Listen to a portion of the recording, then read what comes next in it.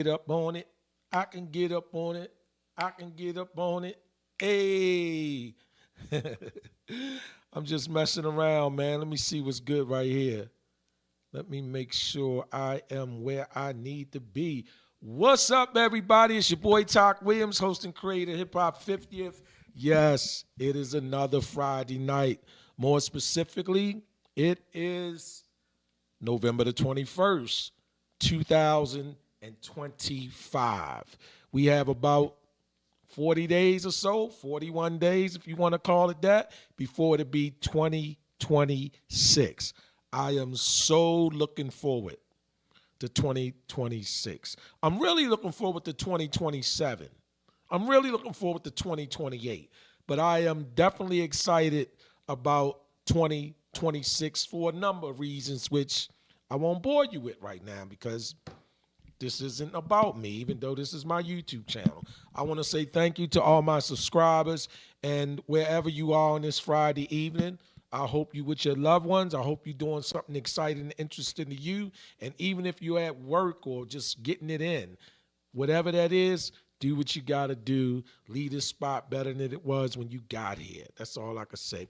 Anyway, y'all see the title of this live, man. Yes, somebody that I respect, somebody that I really admire what I've seen of Stephen A. Smith. That's right, Stephen A. Smith. Stephen A. Smith must be one of the, I think Stephen A. Smith at this point is probably one of the, I'm not going to say the H word, but I'll say more or most disliked. I think Stephen A. Smith is becoming either the more or most disliked person. And I think it has a trajectory. It's like watching the market, seeing it come from the left side and just going northeast. I think that the level of envy for Stephen A. Smith is growing. So it's the dislike, it's the level of envy, and I'll stay away from the H word. But I also will say something well, I'll get into that later on. And the reason why I say that is because to me, Stephen A. Smith is the top dog. Stephen A. Smith is up here. And even if he's not up there in money compared to other people, even if he's not up there in status compared to different people, even if he's not up there in ownership level, I'm not talking about where he is literally when you say it or speak it. I'm not really talking about where he is financially if you check his bank account, even though we know he's $100 million man. Easy, okay? What I'm talking about is the space that he rents in Black America's heads, the space that he occupies in white America's heads. That's what I'm talking about. Stephen A. Smith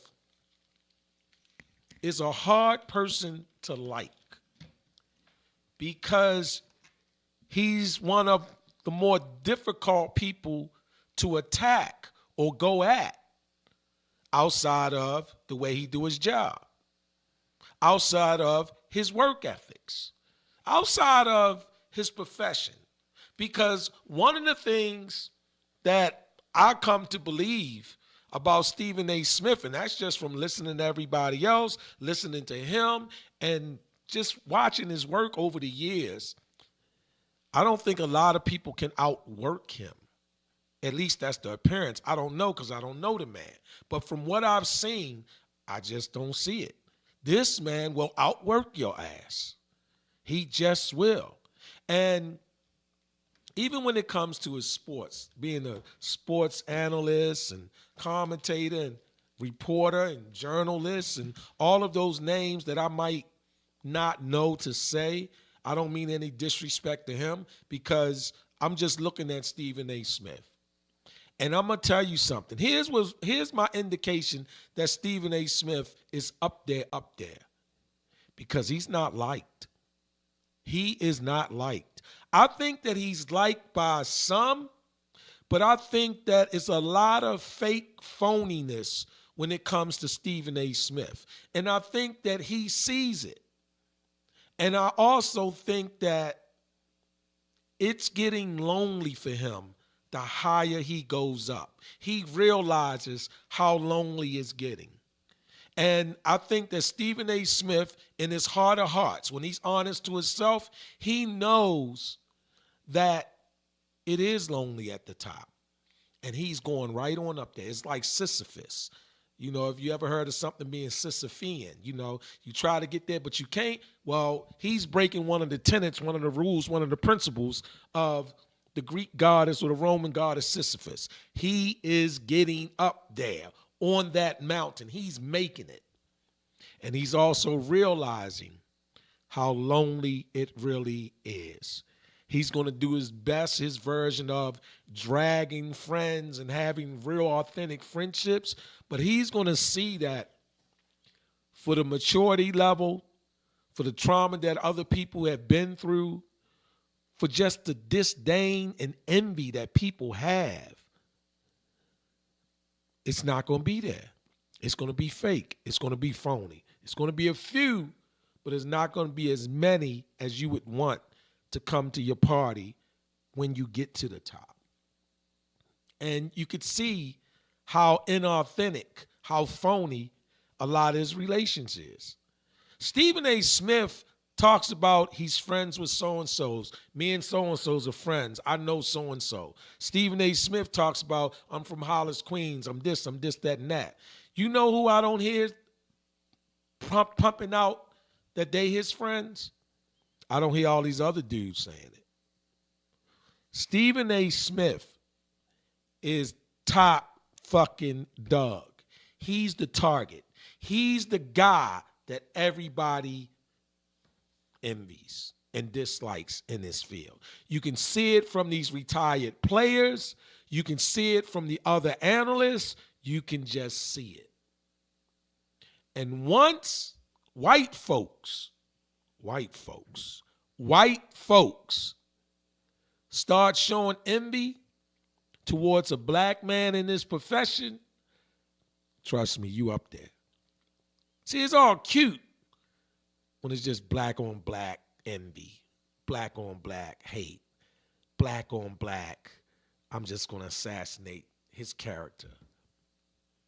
So that's why I understand when Stephen A. Smith spoke about Jason Whitlock over a year ago, about his relationship or past relationship, his interaction and his disdain for him. And, you know, Stephen A. is the first to say, I don't have any vitriol, but he does for him. I don't want to excoriate him, but he will with him. And it's just, you know, he just let it out. And now, a year later or so, Stephen A. is like, okay, I got to say something else. But anyway, let me shut up. Everything that I was saying is basically saying one thing. When you're the guy, and it's becoming more and more obvious, no matter how much all these other people try to deny it, Stephen A. is the guy. He is the guy. He is the one that people are wishing for his downfall. It's just the reality of it. I'm not saying he's perfect. I'm not saying he knows what he's talking about. None of them do. I'm saying he's the guy. But here we go again. Deja vu, a different chapter. Let's listen to what's going on because Jason Whitlock was on Sage Steele's podcast, and he says some things, and he's talking about Stephen A., his book, and his dad, and some real personal stuff, man. And yeah, let's check this out. But first, I think Stephen A. is going to say something about this guy Portnoy, which I don't even want to. And look, in the comment already, Walter Peters 9201. Shout out to Walter Peters 9201 for even stopping through. But Walter Peters put in the comment, loud doesn't mean you right. And that could be on a T-shirt because he's Walter Peters 9201. You're absolutely right. You're absolutely right. Because Stephen A. is definitely a barker. And I'm telling you, and it's part antic, part clickbait, part himself, whatever. But yeah, you're right. You're right, Walter Peters 9201. definitely on that. I have to respect that. But let's see this thing about David Portnoy, though. Let's check this out. Let me shut up. I need to shut up. I'm just, whatever. Talk about this individual named Jason Whitlock. There are exceptions to the rules, unfortunately, from time to time, and this is one of them. Let me back it up some because I skipped a little bit. Hold up. Here we go. That is not the case today. Today, this is especially for my YouTube channel, Stephen A. Smith's YouTube channel. So I just wanted to get into it. I know I promised a long time ago that I was not going to talk about this individual named Jason Whitlock. There are exceptions to the rules, unfortunately, from time to time, and this is one of them. Because obviously, once again, it's him, so it's no surprise, crossing lines, lying, all of this other stuff, because he is just a despicable human being. I call him the devil in the flesh because that's what I believe about him. And that certainly hasn't changed. For anybody that wants to know my true feelings about him, you can defer back to my podcast from last year. And it's right there for you. I'll make sure it gets posted so we understand exactly what I feel about this individual, okay? No worries about that, guys, because right after this, I'm going to play the one from last year. So if you're still around, I am going to play that after this. But let me let him continue. But nevertheless, although I swore I would never talk about him, I really swore that I would never talk about him the way that I talked about him the other time because it was excessively belligerent, to say the least, when your pastor's watching, when the CEO of Walt Disney's watching, and the bosses at ESPN is watching and stuff like that. Although I own and operate this channel, I have to be mindful of the fact that I don't represent myself, but I represent other people that I do business with. And sometimes it could be a bad reflection on them. That's not something he cares about. Because that's the kind of human being, if that's what you want to call him, that he is. But nevertheless, I think differently than him, which explains why my career trajectory is where it's at and his is where it's at. I'll get into Mr. Whitlock in a second. But before I do, not comparing the two, because I don't know the next individual that I'm about to talk about that well. I just know that David Portnoy has been highly successful. Barstool and other things that he has done, I respect the man.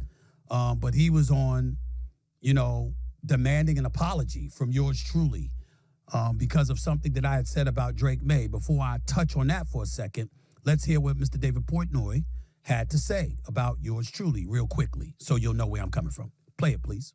He's also a liar. He's also a liar. First Take is the #1 morning show, 13 years and counting. Don't tell me you an athlete and you don't know that. Don't tell me you an athlete and you don't know that Cam Newton ain't on the show. You lying. All right, busy day here, but real quick, got to defend the wall. Just came across my desk, Stephen A. Smith called Drake May a liar. A liar. He called him a liar. This all stems from Cam Newton, who he can have opinions. Cam Newton can say whatever he wants. He said the Pats are fool's gold because easy schedule. And they asked Drake May about that comment. He's like, I don't even honestly know what show Cam Newton is on. And then Stephen A. Smith on First Take calls Drake May a liar, challenges his manhood. You don't call a man a liar. He owes him an apology. And by the way, Stephen A., the rant, he's like, part of the interruption is the #1 show. Everybody knows it. Those have had the same two hosts forever. First Take, since Skip left, it's been a revolving door. People in, out. I, hand to God, had no idea Cam Newton was on that show. I didn't know the other guy, the Steelers guy, who I'm forgetting his name, who's always apologizing every 3 seconds. I didn't know he was on that show. I see Orlovsky on that show. I know Stephen A. does First Take. I got no clue who his partner is at this point. I had absolutely no idea Cam Newton was on it. I didn't even know Cam Newton worked for ESPN. I thought he did his own gig.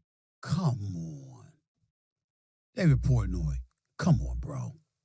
Come on, man. I mean, really, y'all? I mean, I was, again, my take was my take, but in terms of calling him a liar, saying, come on, don't act like you didn't know that Cam Newton was on television talking about you. You don't know where he's at. Yeah, he has 106th and Park. Yes, he has 4th and 1 podcast. Sure, he's on First Take. I wasn't being serious about that. Come on. Listen, Mr. Portnoy, who I respect, by the way. I respect his wife. I don't know him personally, all right? But I respect the hell out of him. This is no disrespect. This is no shade. Every time I've met him, he's been nothing but a gentleman to me, okay? And me to him. I got nothing against him whatsoever. I'm just, come on, man. With all the stuff that come out of your mouth, David Portnoy, Dave Portnoy, with all the stuff that come out of your mouth, I mean, you're going to sit up there and demand an apology over this because I said he lied? Come on. Drake made to Mr. Drake May and his family. Look, you want an apology? Come on, man. I was playing around. I wasn't playing around about my take. But in terms of you lying when you said that you don't even know where Cam Newton is, I didn't believe that, but it was no big deal. My bigger point was that you're an athlete, and Cam Newton is a former all-world athlete, #1 overall pick, carried the Carolina Panthers to a Super Bowl berth, Heisman Trophy winner, undefeated record at Auburn, national champion. You know who this man is. Don't act like you don't know. And as a player, to say that about another player is dismissive of their take just because they may be disagreeable with you. There's no need to do that. Look out for one another in that regard. You can feel what you want, say what you want. Ryan Clark was right about that. But the point is that so many people are matriculating to the world of sports, commentary, and what have you after their playing careers are over. Respect the hustle. Because one day that could be you, working in television or whatever. That's all I was saying. That's it. Dave Portnoy, come on, bro. You on the air talking about I demand an apology. Now, I will admit that you are a New England Patriots fan, and obviously you are right. Y'all are relevant again. You finally got a quarterback. But come on, bro. You know I wasn't being serious about that. And with all the stuff you say and the stuff that comes out your mouth, the way it comes out of your mouth, I mean, damn, I am PG compared to you. And you would demand an apology. Stop it, bro. Okay? But no problem. You're a New England Patriot. He is balling. Y'all are balling. Y'all could win the AFC, no doubt. All right? So after all of these years of struggling, y'all relevant again, props to you. Leave it alone at that. I'm going to leave it alone at that. I ain't going to even go no further than that. All right? Again, I don't know Dave Portnoy like that. I met him a couple of times, but I respect him. I respect the hustle. I respect the grind. I respect what he accomplished. And I'm certain, and I respect how supportive he is about his own community on a lot of different issues. Let me say that as well. So props to you, bro. But let's not go overboard with the apology stuff over something like that. Come on, man. I'm challenging his manhood. Stop. So you're just attaching far too much seriousness to it than that. I didn't mean it like that. Come on, bro. I mean, you're going to get at me or something. Could it be something more serious than that? Come on, man. Come on. Let me move on to a more serious subject that has nothing to do with Mr. Portnoy. And this has to do with this Jason Whitlock dude. Ladies and gentlemen, I don't like him. All right? I don't have any respect for him. But unlike the whole Michelle Beadle thing where there is no history whatsoever to justify the level of venom and vitriol that would warrant somebody saying they're praying for my demise, Jason Whitlock and I do have history. So does Jason Whitlock and most other black journalists in this business. Not to mention a black athlete. And you have people that may not like what I say. But I don't get personal. I don't engage in a level of denigration that he has engaged in. I don't work for Blaze TV like he does, trying to come across as if I'm this paragon of virtue when we know how sleazy you've been for decades. I have said before, and I will say it again. He is the devil in human flesh. Going near him, taking showers and baths, ain't gonna cut it. You can't wipe the level of filth off of you that going near him attaches to you. He is that bad of a human being. And needless to say, he's also desperate. Because, ladies and gentlemen, I challenge you to show anybody he makes more money off of than me. Now, I got a couple of people sitting here with me that have nothing to do with this conversation. We were supposed to be taping something else. It's my nephew, Josh, and it's my partner, Kevin Frazier here. We were supposed to be taping something else. And then I got wind of the stuff that this man said. And I said, y'all gonna have to sit here and wait.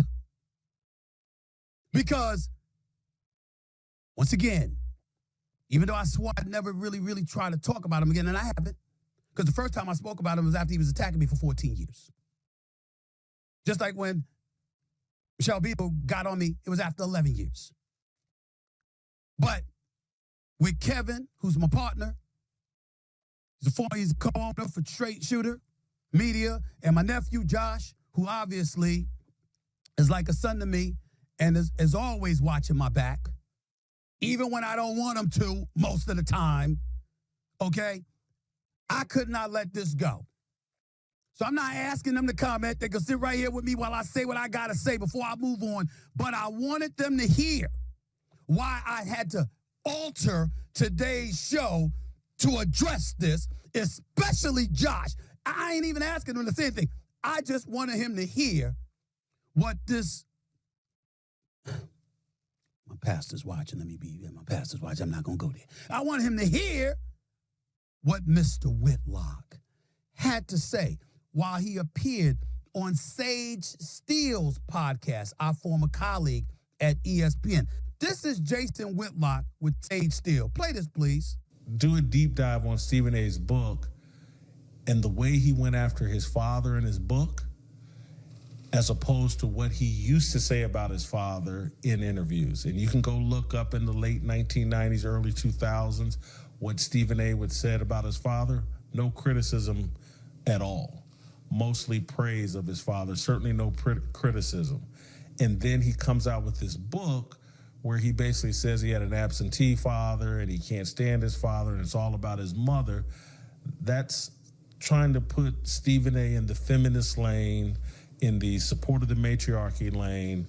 I don't know if it's true or not. You know, yeah, it's his story. Yeah, who knows? But I have looked at previous interviews from the late 1990s, early 2000s. He had a completely different narrative about his dad than he does now. And so everything about Stephen A., from his college basketball career to his early career as a sports journalist, it's all been managed and assisted by forces that, you know, early on, it's like hard for me to say, how could Bob Iger, or how could, because Disney didn't even own ESPN then. But, you know, so maybe the early stuff in his journalism career was authentic. And then when he got sent away and banished from ESPN, I think when he came back and told them, I'll do anything. And they said, okay, now we got you. Now we have you right where we want you. And he offered himself up because he, you know, not being famous, he'd rather be dead. Ladies and gentlemen, Josh, you heard that? Yeah. You heard that? Kevin Frazier, you heard that, right? Steve, can I just say something so that people understand that? Go ahead, I'm going to respond, but go ahead, real quick, go ahead. Both Sage and Jason, we have known for years. The circle of Black journalists is incestuously close. We have known each other since the very beginning. So to question each other's origin story is insane because we were all there. I was there when you were making your way up. I saw each and every step. I saw each and every step of Sage, and I saw a lot of steps of Jason. So to question that, knowing how tight that circle is ludicrous, and that's for clicks. That's for clicks and desperation. Let me say this before my nephew chimes in. Kevin Frazier, you don't know this, even though I wrote it in my book. I never spoke negatively about my father because my mother asked me not to. My mother, exact words to me, was, do it when I'm dead and gone. Don't do it when I'm alive and I have to live with the words that you have to say about your father. What I did in speaking about my father was talking about what he did and the effect that it had on our family. I never said that I didn't love him. I never said that I hated him. I never said any of those things. What I said was I resented the impact that it had on our family and my mother, but I never spoke about it because my mother always asked me to be quiet until she was dead and gone. Am I telling the truth, Josh? Yeah, you telling the truth. I mean, you want me to chime in or? No, I just want you to say what you have to say before I lay into him. Okay. I just want to give you words because that is your grandmother and your grandfather. So I just wanted to give you an opportunity. I thought it was inappropriate for me to just speak on it while you're on camera and not give you an opportunity to say something. So go ahead and speak.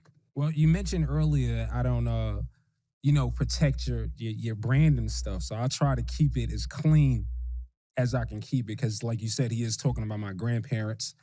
And, if anybody thinks that you're making up anything, I'm the person out here now that could pretty much stamp what it is that you're saying. And when he said you had nothing but high praises for your dad, that's a lie. And I love him with everything in me. And if he, that's a lie. Like, that's the biggest lie. And if you're going to say that, then I wouldn't put credibility into anything that he's saying. Okay. Now, sit back, y'all. Just recline while I deal with this dude once and for all. Okay? That wasn't all he said. He had a lot more to say. Before I go any further, let me stay here, though. This same dude, ladies and gentlemen, working over there at Blaze Media, trying to come across as he's some paragon of virtue, and he brings up God a lot. Tell me what's God-like about what he does. He talks smack about people. He ventures into the personal. He swears up and down he knows stuff he can't possibly know. He does all of these things. And he hides behind a cloth of truth. This is what he's trying to swear that it is, but never telling the truth about himself. How are you acting before you got a job at Blaze TV? What proclivities did you have, Jason Whitlock? We could talk about other people's personal life, but we don't want to get into yours, right? Looking like a damn walrus. This is who you are. The lion ass that you are. Ladies and gentlemen, this dude literally tried to say I lied in my book. Did you contact Amy Bell from Simon & Schuster?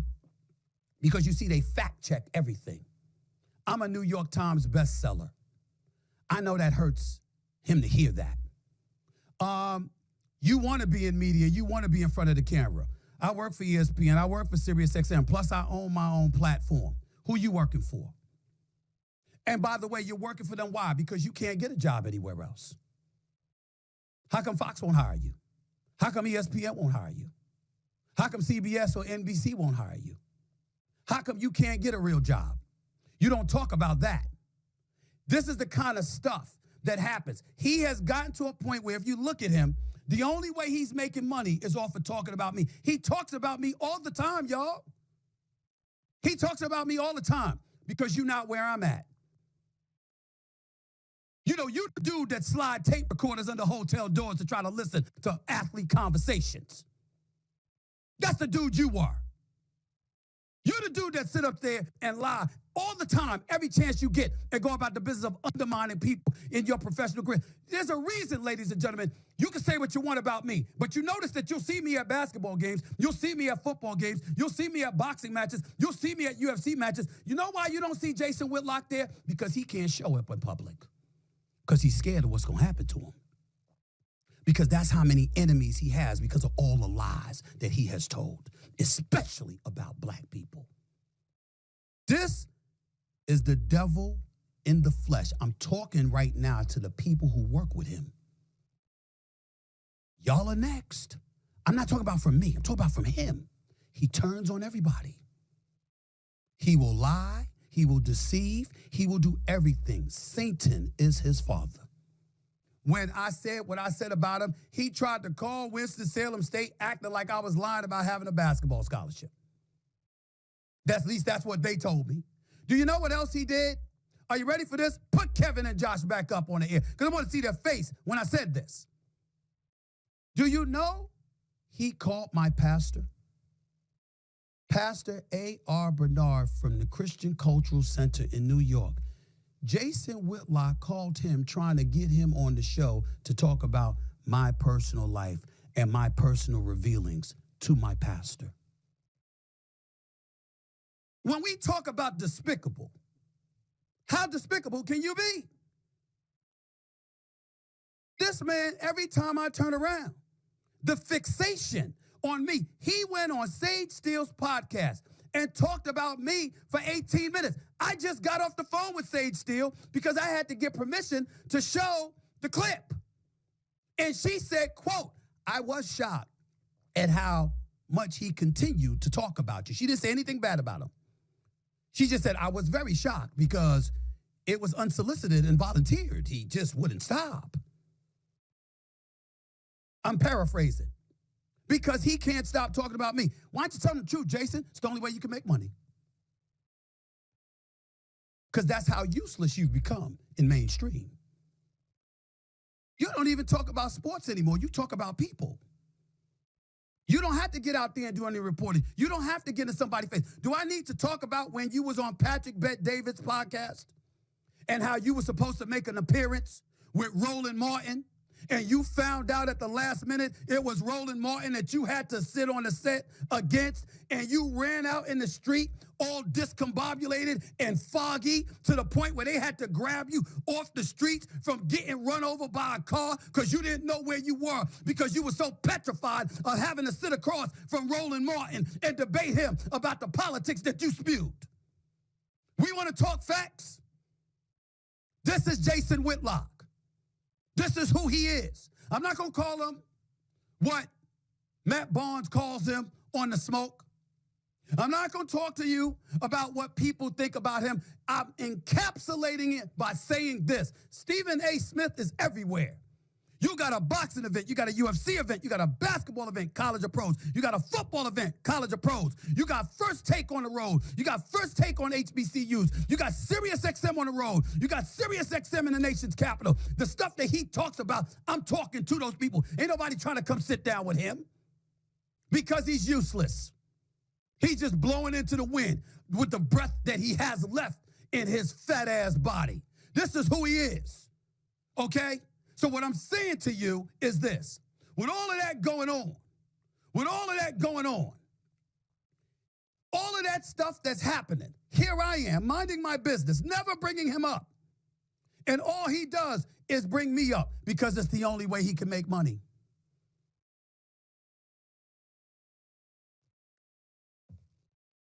Jason Whitlock is hurt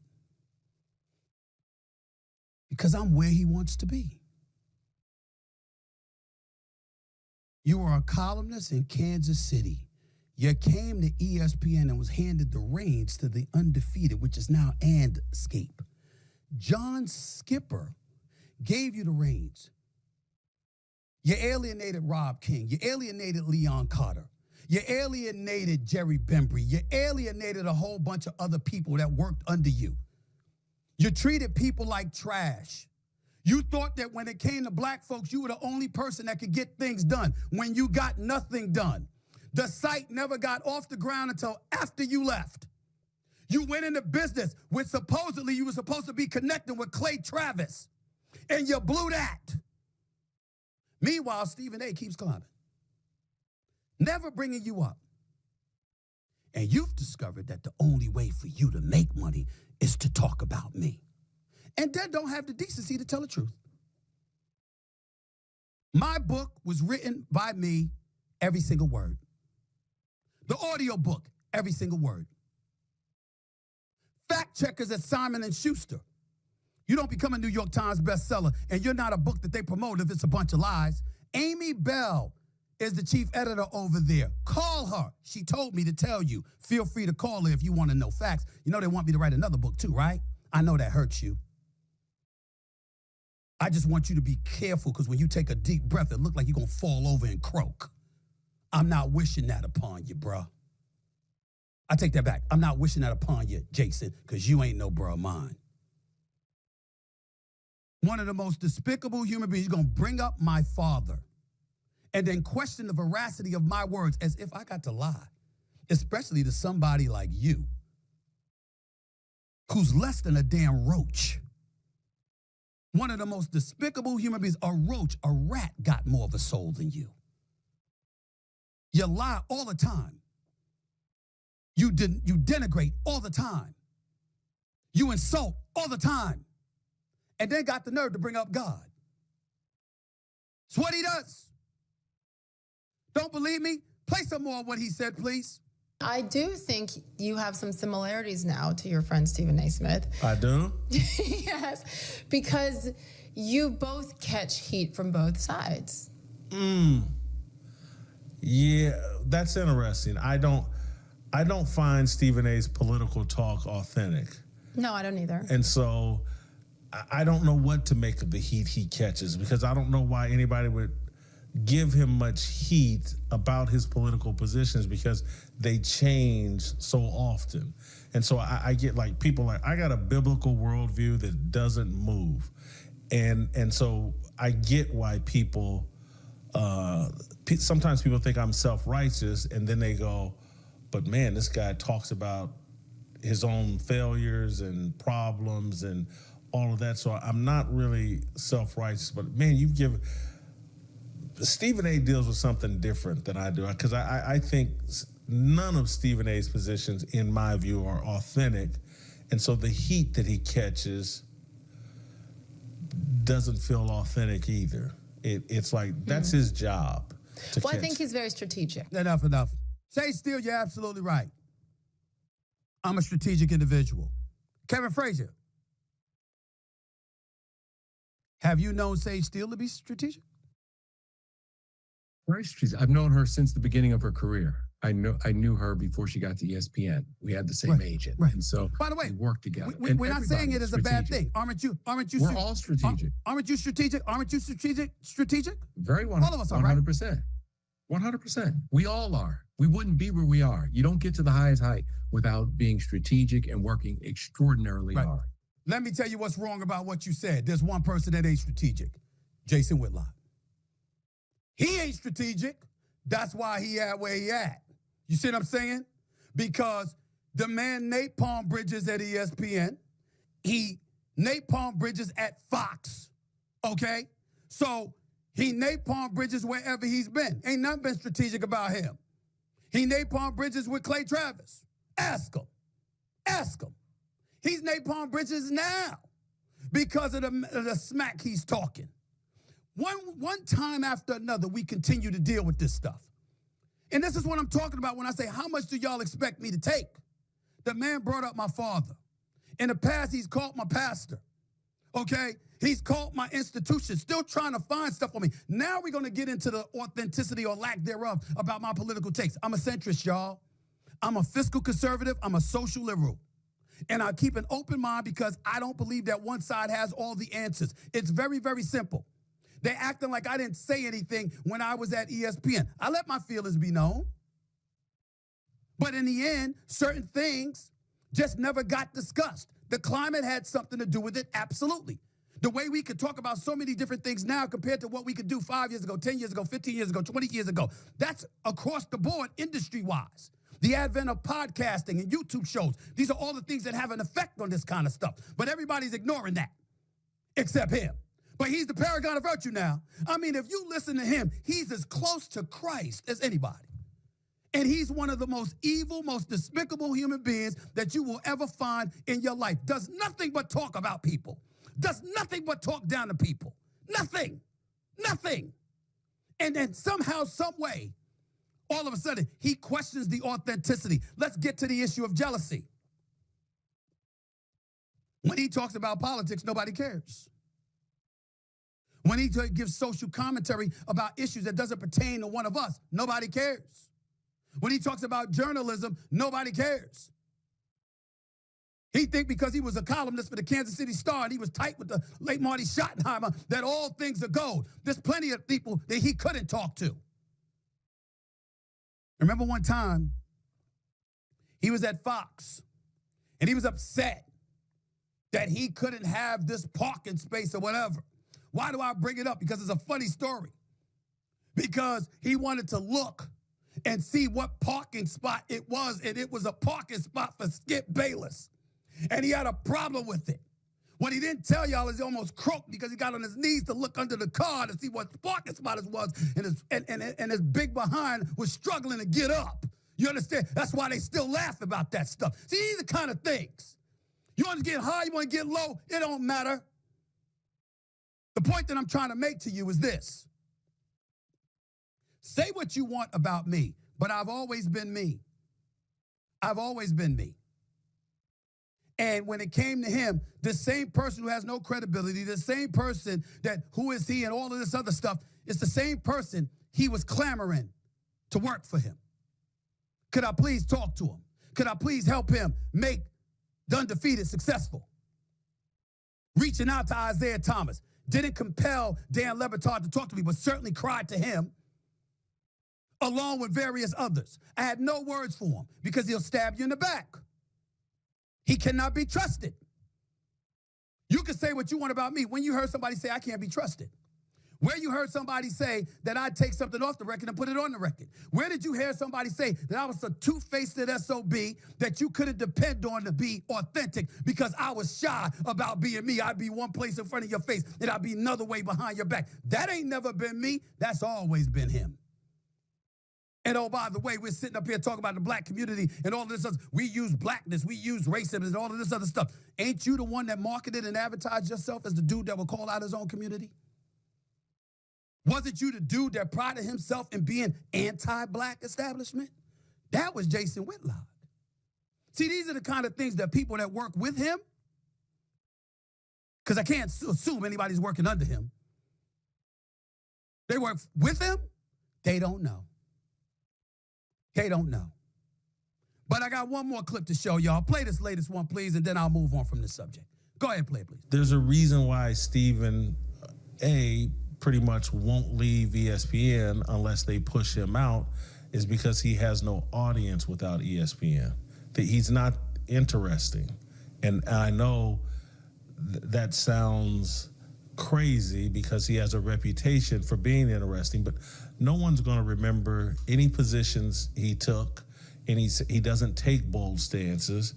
There's nothing, yourself and Riley Gaines and Sam Ponder, people can sit around and say, oh, those ladies drew a line in the sand over a specific issue and dealt with the blowback from that. That's not Stephen A. That's not him at all.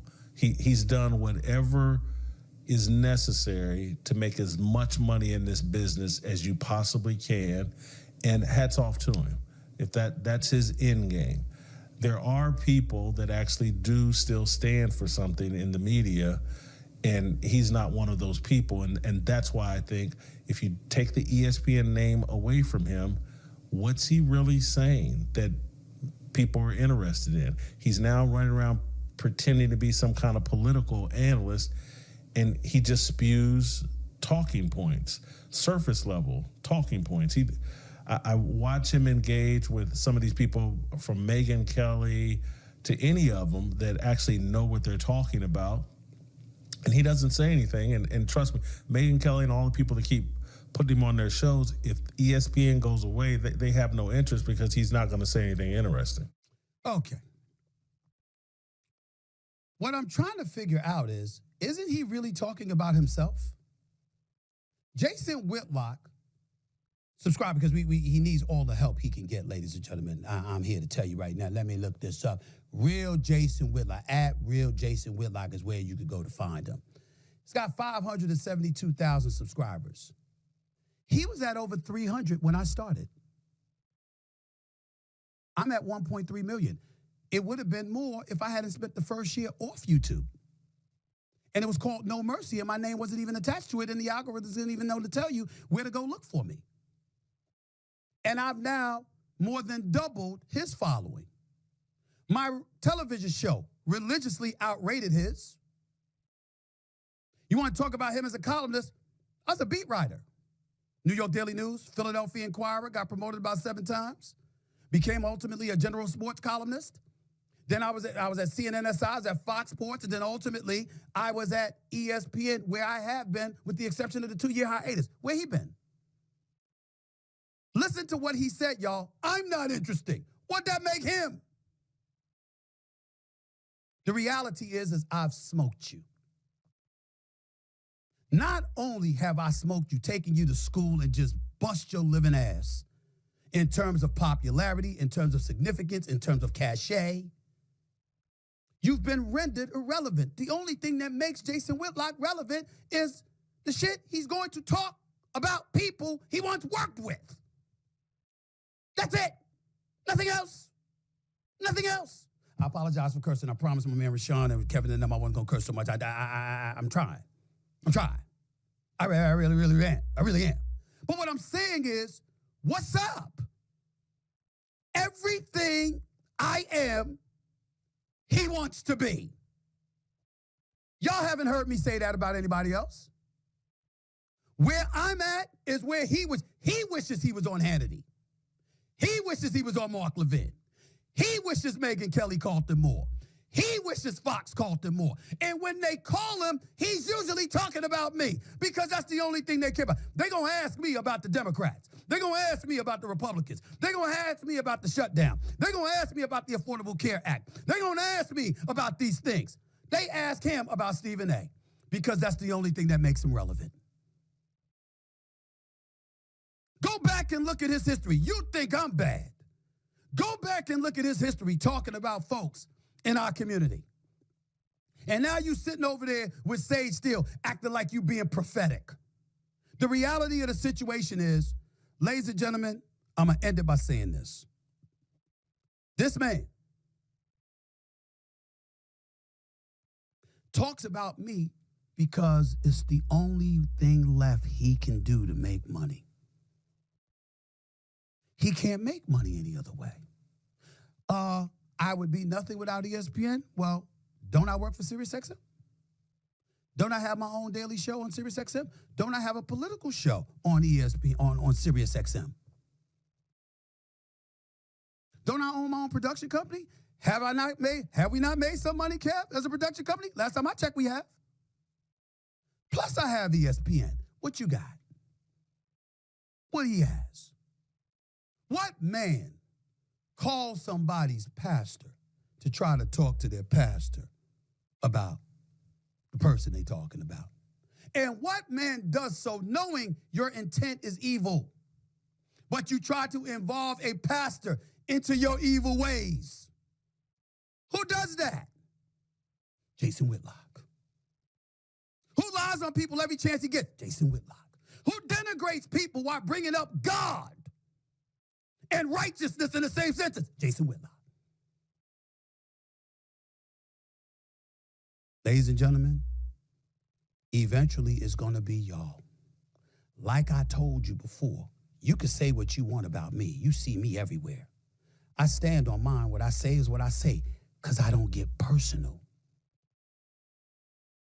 I stay in my lane. People's personal business is their personal business. I talk about what they do, not who they are. Don't castigate, stigmatize, and generalize. And I don't get personal for the most part. There are rare exceptions. I'm not perfect with that. But it takes a lot to get me to that point, just like it took this. I'm not going to sit up there and go off and call him out his name and do all of this stuff. I am telling you, the essence, the purity, and the epitome of evil is this man who lies at every turn. All these names. It could be Jamel Hill. It could be Rob Parker. It could be Chris Broussard. Chris Broussard, if he wasn't in sports, the man would be in a monastery. He'd probably be a monk. That's how religious he is. He is a God-fearing individual. Oh, my goodness. You can't talk to them about Jason Whitlock. The list goes on and on. You name a black person in this business. 99.9% of us want nothing to do with him because we know who he is and what he is. He's the devil in the flesh. And everybody needs to be careful because the more you get, the closer you get to him, the closer to hell you will go. There's a special place for people like him. Understand what I'm saying to you. And I just wanted to say that. I didn't want to go nuclear like I did last time. I've said that. Go look it up. It's in my archives. You know exactly how I feel about him. But bringing up my father and all of this other stuff and talking about inconsistencies and lies or whatever, none of it's a lie. Oh, by the way, I'll tell you what is a lie.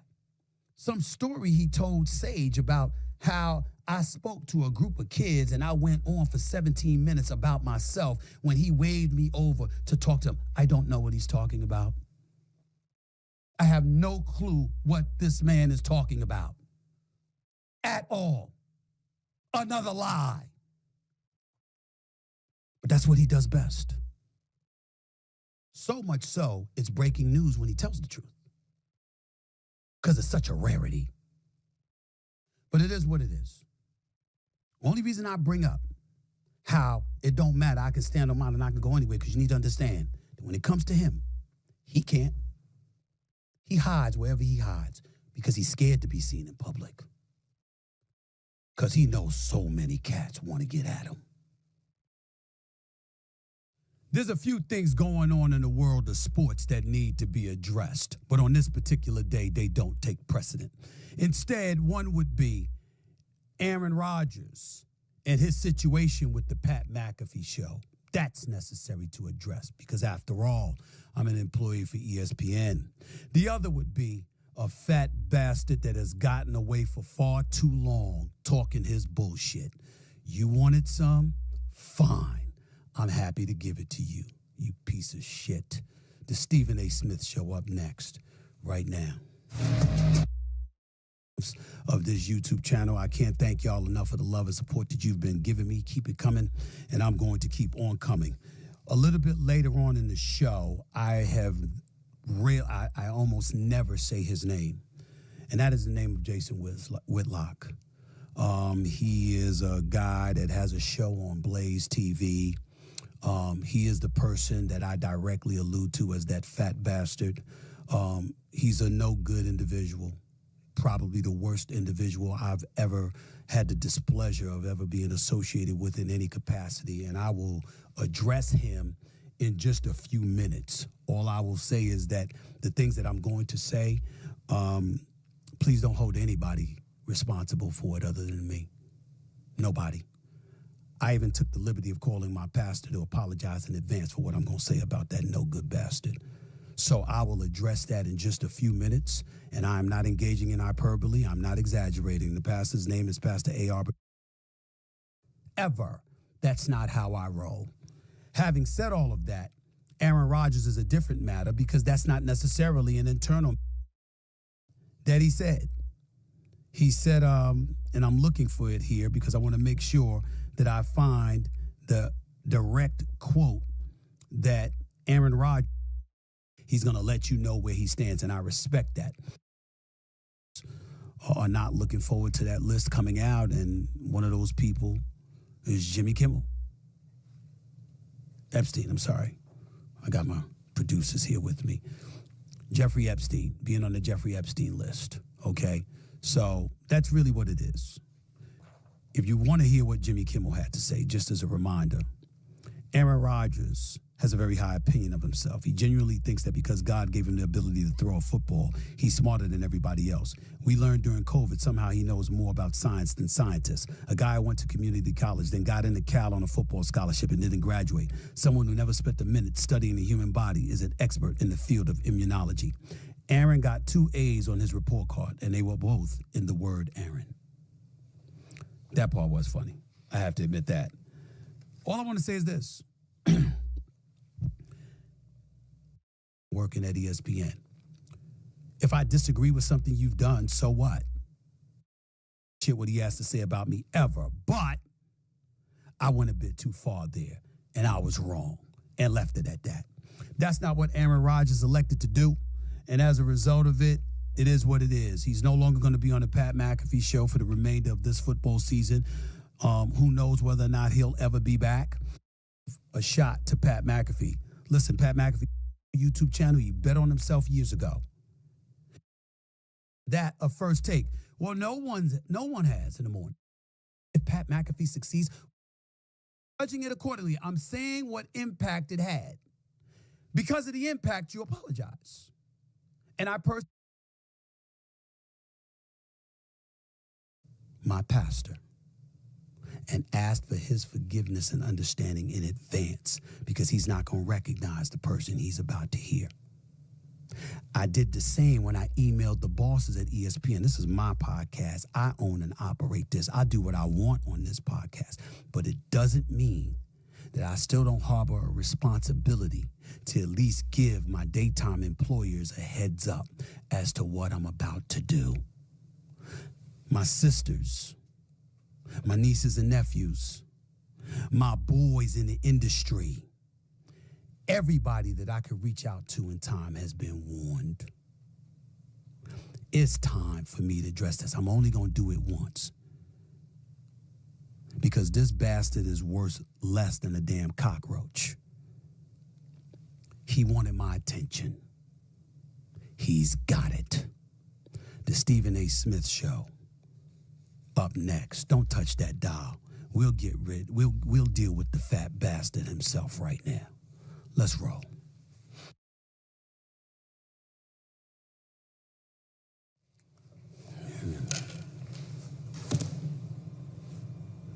What's that? What you putting the desk box on my desk for? Open it. Just open it.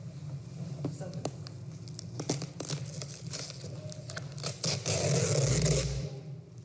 Man, you couldn't open it for me? What?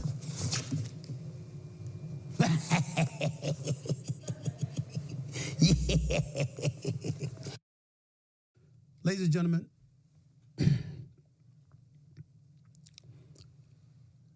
as a black man sitting in this seat, the level of vitriol that I have to absorb is something that I understand 99.99% of the time. You're a former player and you want to crucify me, that's fine. You're somebody that was involved in some kind of public incident that I had to speak on, whether you're the wife or ex-girlfriend or some of a former player, whatever, I get it. You're a present-day athlete and you don't like my evaluation of what has transpired before our very eyes and what I'm witnessing, that's cool. But I swear to you, on everything that I love, it's not personal. I'm a sports reporter and sports commentator. That is what I have been throughout my career. It is my responsibility to tell you what I see through my lens, how I feel about it, what my perspective is, etc. It's not like I'm sitting at home with absolutely nothing to do and no obligation to touch on anything, but I feel the need to invoke and ingratiate my thoughts, opinions, etc., upon the world. I actually get paid to do this. And because of that, sometimes my opinions, my thoughts, my feelings, etc., are things that you would not like. But I have never lied to you. Ever.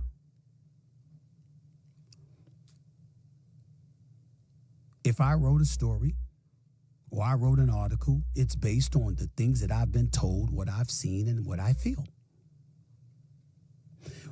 It is rare that I talk about myself on a personal level because my personal life is not anybody's business and I don't get into other people's personal life.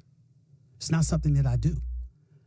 Many figures in the world of sports find themselves in personal situations, not lawlessness, not unlawful things or anything like that, but there's plenty of situations, Michael, Sherry, Juvie, where I've seen certain things and I turned a blind eye and a deaf ear to it because it's none of my business.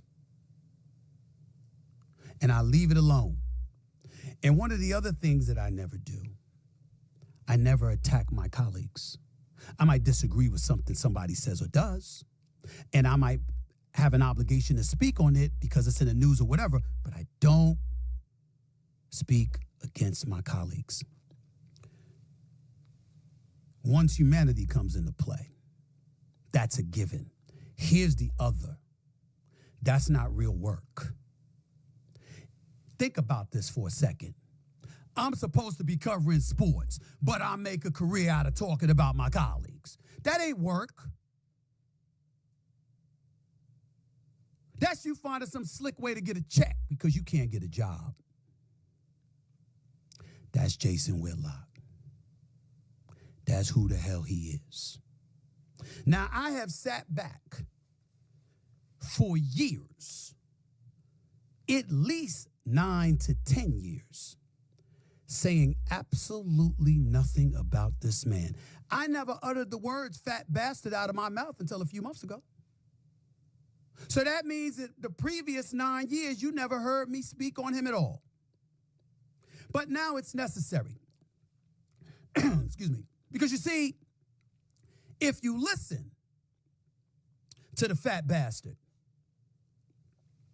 I didn't play high school ball, even though my coach's name was Harvey Stoller. It was Thomas A. Edison Vocational and Technical High School. I played there my senior year. I was in a basketball tournament at Fashion Institute of Technology where I dropped 27 points and got a scholarship because the coach came calling me after that and what have you.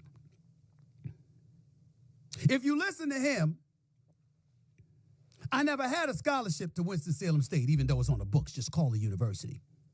By the way, ladies and gentlemen, I'm an honorary doctorate member. I have an honorary doctorate from Winston-Salem State University because of my contributions to Winston-Salem State. I'm called Dr. Smith. Has something to also do with the contributions that I make because I believe about upliftment. I'm an ambassador for HBCU Week, and I've partnered with Ashley Christopher and Mayor Persicki in Delaware and others to generate over 10,000 scholarships in excess of over $65 million in scholarships for African Americans. But this man will tell you I'm lying. He even went so far as to say my autobiography, where I talk about my mother, my father, my sisters, the business, my hiring and firing and rehiring at ESPN. I didn't write it. I didn't write my own memoir, which, by the way, is a New York Times bestseller, something he wouldn't know anything about. Did you know that it's now on paperback? It just came out yesterday on paperback. Do you know that you could go to Amazon.com, straightshooterbook.com, or a bookstore nearest you to get my book in paperback? Do you know that when people are normally selling 10,000, 20,000, 30,000 copies, I've sold over 400,000? Did you know, did you know, did you know? But he will tell you, I didn't write it. He's seen my writing. Really?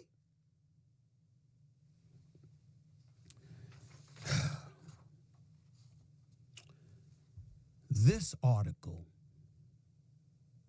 is an article written on Deadspin.com. The title, How Jason Whitlock is Poisoning ESPN's Black Grant Land.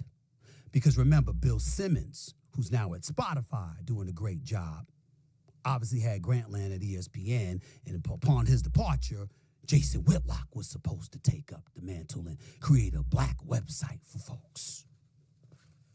This article was written by a Greg Howard, published on April 27th, 2015.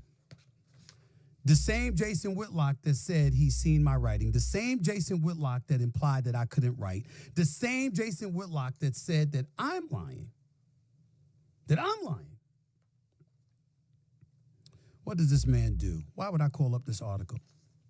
There's a plethora of reasons why I would do so, ladies and gentlemen. One of the reasons would be because it's as in-depth as it gets about how scurrilous, how trifling, how despicable this man is. But there's also another reason that I'd pick up this article.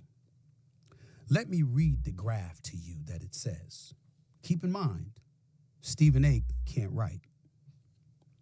This staff, the one Whitlock was praising by way of warnings that if the writers and editors wouldn't align with his vision, he would get rid of them, was not the one Whitlock wanted. The Undefeated, because that was the name of the title before it ultimately became Andscape. The Undefeated was originally meant to attract the best and brightest young black talent in the country, with Whitlock's aim set so high that he at one point seriously tried to recruit the Atlantic's Ta-Nehisi Coates, the sharpest cultural commentator in the business today. As things worked out, though, those young writers comprehensively refused to work with him. So did big-name ESPNers like Howard Bryant, Jamel Hill, and Stephen A. Smith. I couldn't write, huh?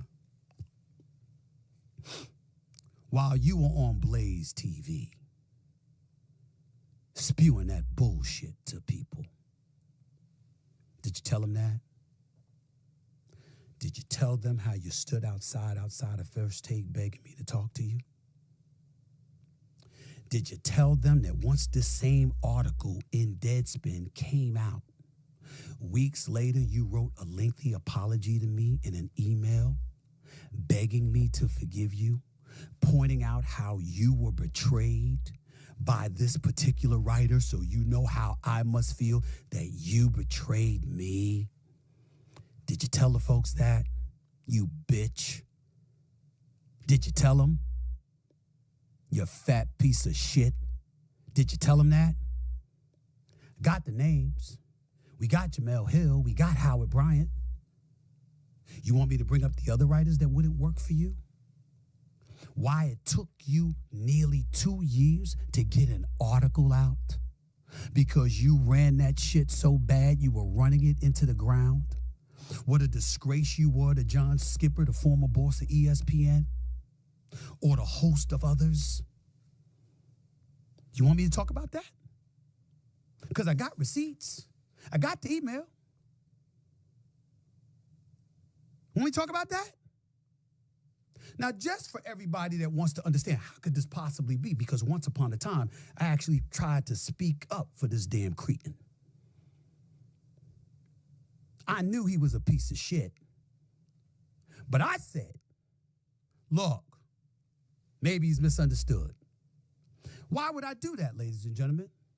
Because sometimes as black folks, we get in our own way. We think that all of us must be of one monolithic thinking, that we need to be completely and totally aligned. And any deviation from that brings into question our quote-unquote blackness. Martin Luther King was a man of peace. Malcolm X was by any means necessary. They can't possibly be on the same page, even though their agendas was for the upliftment and the preservation of our race of people. So I understand when we talk about stuff like this, how people can sit up there and say, how did it get to this? How did it get to this? Remember when I got suspended years ago?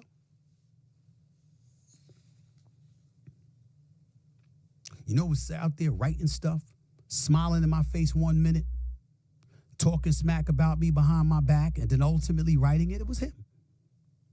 Remember when I supposedly used, people were speculating that he used the N-word on the air and all of this other stuff? He was the first one out there trying to say that I did it. Ladies and gentlemen, I didn't do it on the air. in my humble opinion. I'm telling you that. However, it's not like I didn't use the N-word when I was off the air, when I was talking to my fellas, or I was talking to other folks who happen to be black. I am not a proponent of using that word often, nor am I advocating that that word be used now. I'm just acknowledging the guilt that comes associated with me in terms of when I was younger. But I was always saying we as black people communicate how we want to communicate with each other. I love John Wooten, who's been associated with the Fritz Alliance, the Fritz Alliance, Fritz Pollard Alliance. Love that man. Love his contributions to the NFL, but when we would get into it in the past on rare occasions, it wasn't that he wanted the eradication of the N-word, because I support that. My issue with him was, hey, you shouldn't be encouraging the NFL to fine us and penalize us for using it amongst ourselves. How can a race of people who actually made the word iniquitous be in a position to punish us for using the word with one another? I had a problem with that. And I stand by that, but I digress. My point is, in bringing up all of that, Jason Whitlock pounced on it because that's what he does. You see, what he does is he's the one that puts himself in front of white folks. The white folks. Not all white folks, not most white folks, but the white folks that dare we say may have a problem with black folks. He says, I'm your man. That's what he does. You think I'm lying? Ask ESPN. Ask Fox. Ask the Kansas City Star. Ask them all. Jamel Hill, Rob Parker, Chris Broussard, Skip Bayless, yours truly, along with a host of black folks all over this country. Every single one of them will confirm what the hell I'm saying about this piece of garbage. Ladies and gentlemen, as a black man, I often told y'all, I cannot imagine, as a black man, knowing our history, anything worse than a white supremacist. That is, until Jason Whitlock came along. He's worse than them. He is the worst, most despicable, lying, no good, fat-ass human being I have ever known in my life. And I'm going to take a break because I got more. In a minute, you're listening to the Stephen A. Smith Show right here on YouTube. Don't go away.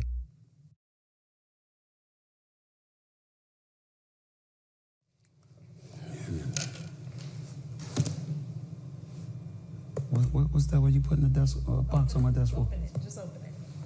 Just open it.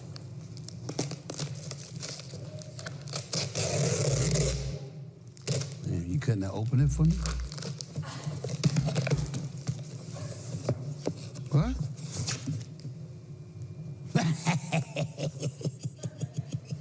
Yeah. Ah, my new book on paperback. I like it. I like it. I like it. I like it a lot. It works for me. It works for me. Y'all see this? New foreword and all. Stephen A. in paperback, straight shooter, memoir, second chances and first takes. I haven't gotten over that picture. It does look pretty smooth. I must say so myself. It's a bestseller. I'll hold on to this. Hope you go out and get it. Thank y'all so much for the love and support. Wouldn't be here without you. Thank you. Thank you. Thank you.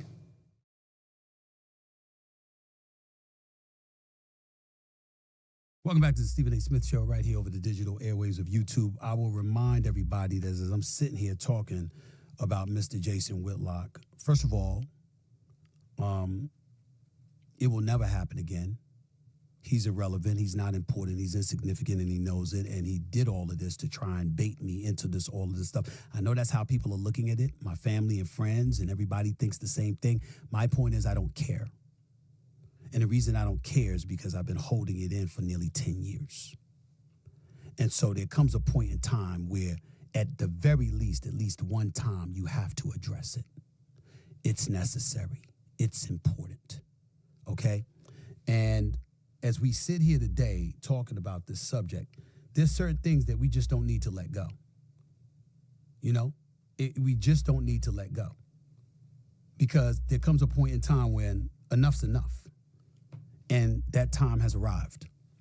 Getting back into him and to really elaborate extensively on us. Ladies and gentlemen, John Skipper, the former boss for ESPN, wanted to start this website. And if you remember, when The Undefeated first came into existence, it was labeled the premier platform for intelligent analysis and celebration of Black culture and the African-American struggle for equality. That's what it was labeled as. Now that I read you that quote, let me give you a quote that this guy, Greg Howard, has a recording of Jason Whitlock saying to his staff at that time. If you're more comfortable working for white people rather than working for me, and that sounds humorous, but it's the truth, fine. This is according to audio obtained by Deadspin back in 2015. Some Black people are far more comfortable answering to a white person than a Black person, no matter how Black they like to pass themselves off to be. Far more comfortable because they know a white person is going to overlook their shortcomings. It's good for a Negro. I'm not about that. But if you're more comfortable working for a white person, I will find a white person for you to work for. We have a higher standard here. Everybody has to get on board with that, or I'm going to find a way to move them someplace else. That was Jason Whitlock. And then he went out and hired a senior writer and editor, Mike Wise, who's white. This is the man that's in charge of Black culture. Why can I say that? And by the way, I'm not casting any aspersions against Mike Wise. I'm cool with him. I've always been cool with him. He used to work for the New York Times, used to cover the Knicks long before he moved on to the Washington Post. He's a credible journalist. I have nothing negative to say about him. I'm just saying, Black website, but you bring in your white friend. In part because Black folks didn't want to work for you. But I digress. Ladies and gentlemen, how serious I am? Am I? I have a contract that I negotiated with ESPN and I signed in 2015. I don't know of anyone who has this in their contracts. I had it in my contract, and I have a copy of it, where it specifically stipulates that I never work with Jason Whitlock. It's in writing. No wonder you didn't see him on First Take. You didn't see him on Undisputed with Skip Bayless either. Skip Bayless wouldn't allow him on there. You didn't see him on Numbers Never Lie either. Jamel Hill and Michael Smith wouldn't allow him on there. Christopher Broussard for Fox Sports and Fox Sports Radio. Let me take a moment to tell you about Chris Broussard. If Chris Broussard were not in this industry, do you know where he'd probably be? Probably, because I don't know for sure, but probably be, y'all, in a monastery. He's one of the most religious, God-fearing, decent human beings you will ever encounter. It doesn't get any better than Christopher Broussard. And he can't stand Jason Whitlock. Look around. Don't y'all notice why black people scurry away whenever this roach of an individual is around named Whitlock? Because we know what he is. We know what he is. Blaze TV, you may not know. Glenn Beck, Dave Rubin, the great one himself, Mark Levin. I bring up Blaze TV, which is where Whitlock works, because I want Blaze TV to understand I'm not talking about you. I know you're a conservative, I get all of that. I'm not judging accordingly. I know Mark Levin well. We have one another on speed dial. We talk all the time. The same applies to Sean Hannity, the Andrew Wilkows of the world. Okay? I talk to these folks. I'm not one of those people that's married to one side or the other. And decent people are everywhere. Be careful that you don't get your stuff stained and stenched by Whitlock. He can do that to people. He is the worst. He's not ethical. He's not moral. Clearly, based over what I've told you about me, he's also not factual most of the time. He will lie. He will denigrate. And he will turn against anyone to serve his own good. The real reason, and casting no aspersions on what Blaze TV presents and what it has to offer, the real reason he's there is because he can't get a job anywhere else. He hasn't burnt bridges, he's napalmed them. Call Eric Shanks and Charlie Dixon at Fox. Call Jimmy Pitaro, Burke Magnus, Dave Roberts, Norby Williamson at ESPN. Call them. Call them. Call John Skipper at Meadowlark Media. I'm giving you names. I'm giving you names. That's just, I already gave you on-air talent names. I gave you reporters and on-air talent. Ladies and gentlemen, this same Jason Whitlock that wants to talk smack about me is the same Jason Whitlock that wanted to hire me.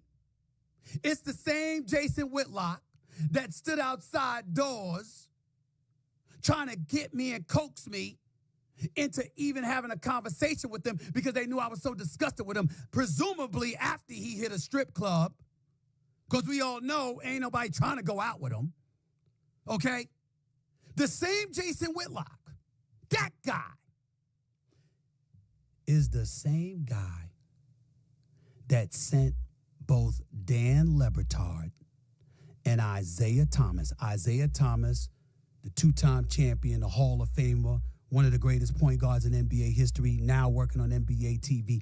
That guy, that same Jason Whitlock, sent those folks to talk to me. Please, is there something that could be worked out? Can you forgive him? Can you talk to him?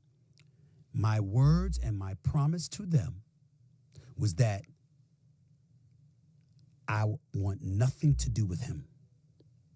I will never hurt him from getting opportunities, but I'll be damned if I'm going to help him by being associated with him in any way. Do you know why I said that, ladies and gentlemen? As black people, and I guess I was wrong. I should say at this particular moment in time, I was wrong to call him a fat bastard or a roach and all of this other stuff, because that's not my name for him. My name for Jason Whitlock is religiously Cain. C-A-I-N. You see, a lot of black folks, we talk about how we're the original man on the face of this earth. Well, that means Cain was the original murderer, because he's the one, according to the Bible, who killed Abel. That's Jason Whitlock. There is nothing good about him. Absolutely nothing. And I challenge anybody that knows anything about him to refute what I'm saying. I have the facts. They're all here. I know what he's done.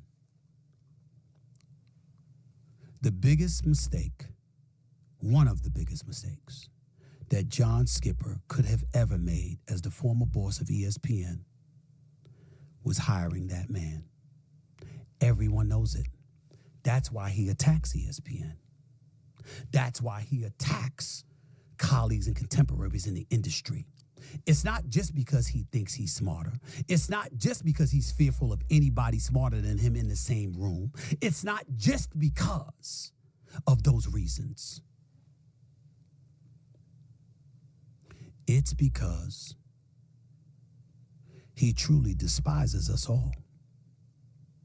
It's who he is. And the funny part about it is, when he sits up there and he says, you know, I can't do this or I can't do that. Look, I'm 56 years old.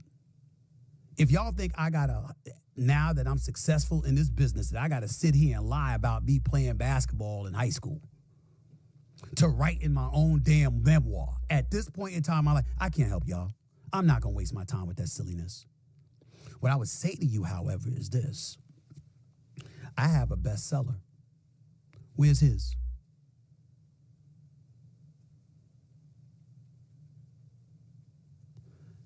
I got let go by ESPN and they brought me back. They won't let him in within city limits. I'm telling you what I know. How the Fox thing work out? When he was on the air arguing with Christopher Broussard or arguing with Marcellus Wiley? What happened to him? He wants to talk about me, that's fine. Ladies and gentlemen, he'd give anything to have my job. He'd give anything to have my resume. He ain't on ESPN. I got the #1 show. Where his show do? How his show do? You ever see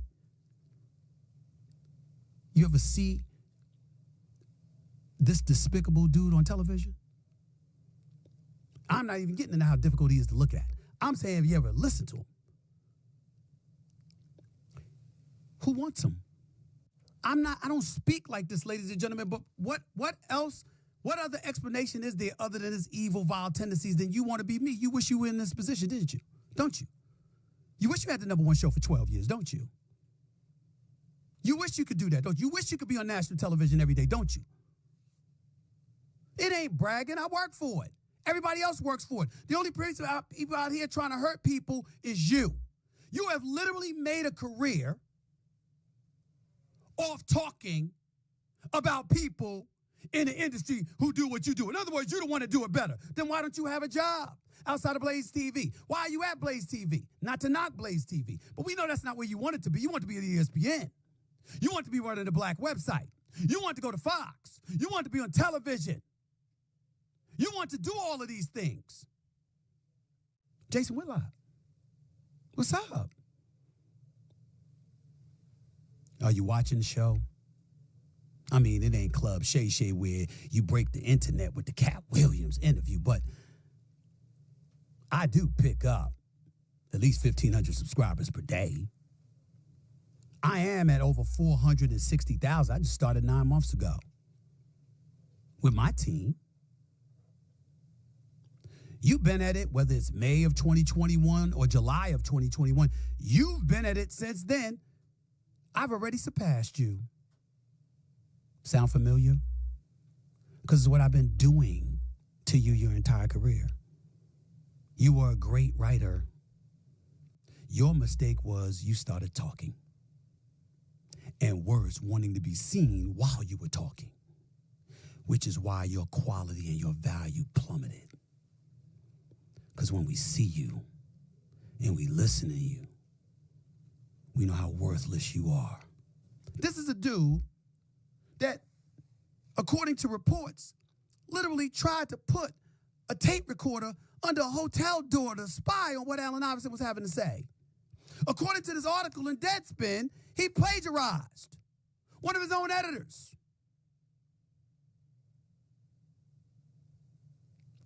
Somebody with these credentials, with this history of iniquities, with this disgusting reputation, y'all want to listen to him talk about me, fine, but let me leave you with this before I get on out of here. Ladies and gentlemen, you know why he's talking about me? Because I get him clicks. That's what he's been reduced to. See, this is a passion and a hobby for me. I have a day job that's paying me quite well. I own and operated this. This cost me money because I invested my own money with my new studio, with my staff, and with everything that I've done to do this. He's leaning on Blaze for a check because he can't find one anywhere else. I ask any of you connected to this industry from this point forward, because I know my colleagues,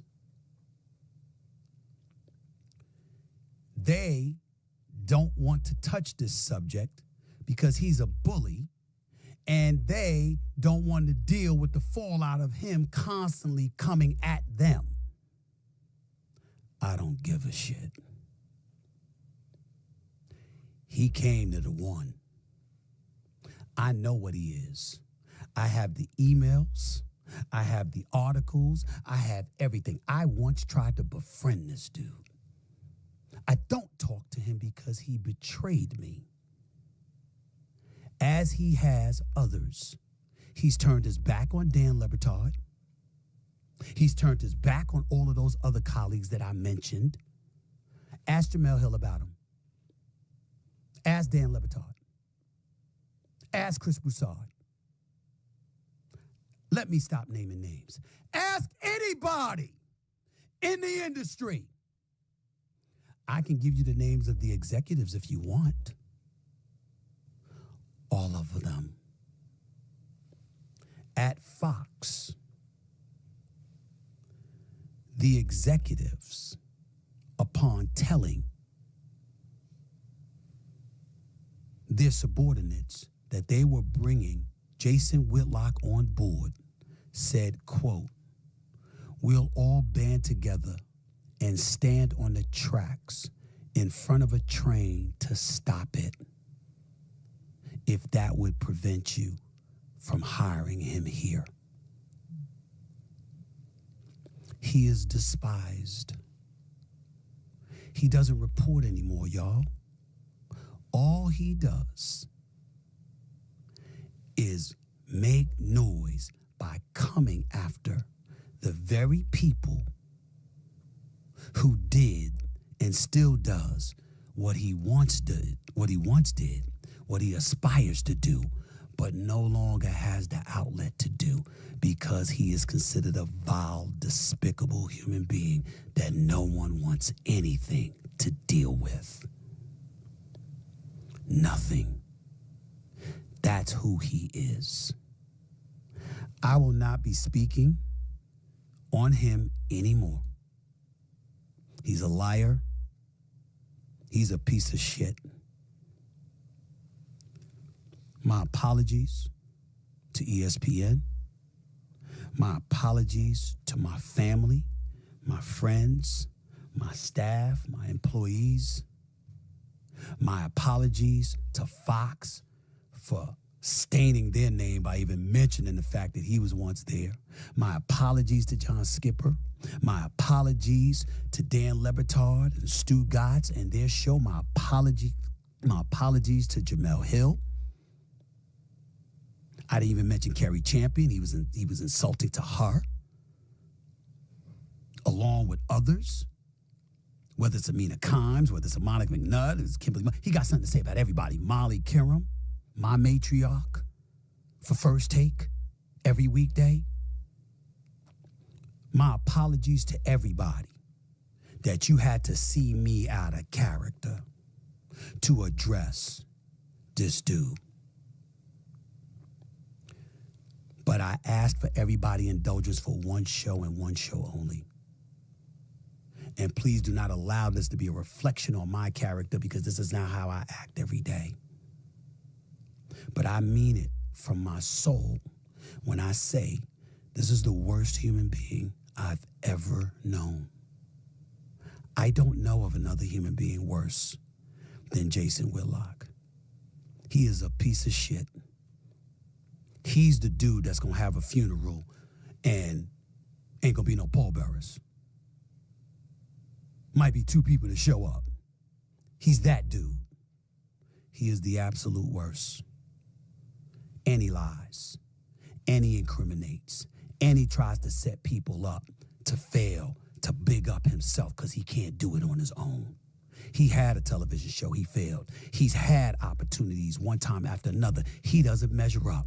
And now he's coming at the big dog. And let me tell you something right now. I am the big dog. I ain't the only one. I ain't the only one. There's plenty. Skip Bayless, apologies to him too for bringing up Jason Whitlock's name in the same sentence as him. But we all know what time it is. Everyone knows. All the executives at all the networks, they know what a piece of shit he is. And they begged me not to do this. But even my pastor, A.R. Bernard, said, I'm not happy about it. But every now and then we gotta do what we gotta do. I promise you, and last to my sister Carmen, I won't do this again. I promise you. I know you cringing, you didn't want me to do this. I'm sorry, sis. It was necessary. He's a sorry, fat piece of shit. A no of the worst order.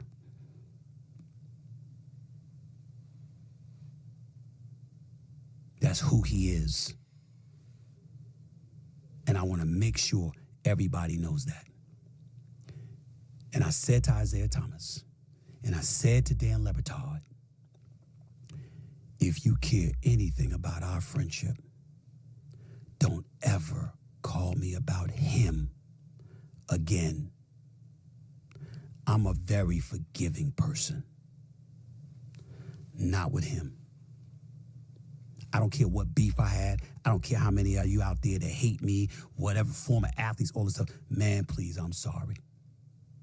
Because I certainly don't hate y'all. We might have our differences from time to time, but ain't never that. This is the exception. I hate this bastard. Not even, far more than a little bit. He is the worst human being any of you will ever meet. You get within a mile of his presence. Wrap your arms around yourself to protect your soul. He is Cain. He is a devil. The worst. That's all I have to say. Y'all have a nice day. I'm gonna go about my business. I will not speak about this piece of shit again. Peace and love.